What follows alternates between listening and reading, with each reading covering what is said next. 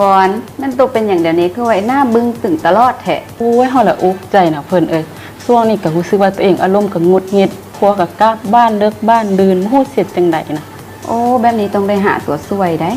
แบบนี้น่ะเฮาก็เป็นคือโตได้แม่นบ่ หรือว่ามันจะเป็นช่วงวัยทองบ่เพราะว่าเนาะเวลาเจ็บท้องน้อยประจำเดือนนะป้าเจ็บเอวเจ็บแท้เจ็บว่าเด้แล้วก็แบบว่าหงุดหงิดนะ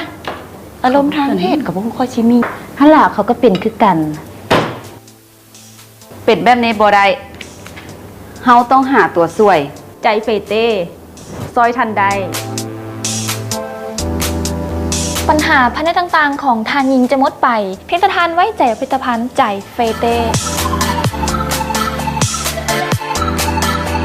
ด้วยสารสกัดจากโสมเม็ดองุ่นโคเอนไซม์ Q10 เชอร์รี่พริกไทยดำตระกูลเบอร์รี่และสารสกัดจากธรรมชาติอีกหลากหลายชนิดซึ่งจะช่วยให้เลือดไหลเวียนดีขึ้นส่องคลอดกระชับขึ้นเพิ่มขนาดของหน้าเอิกลดสิวฝ้ากระจุดด่างดำอารมณ์ดีขึ้นปรับสมดุลทางกายของแม่หญิงแก้อาการล้มขาวที่ผิดปกติขับน้ำขาวป๋าและช่วยให้ผิวขาวกระจ่างใสซุ่มซื่นขึ้น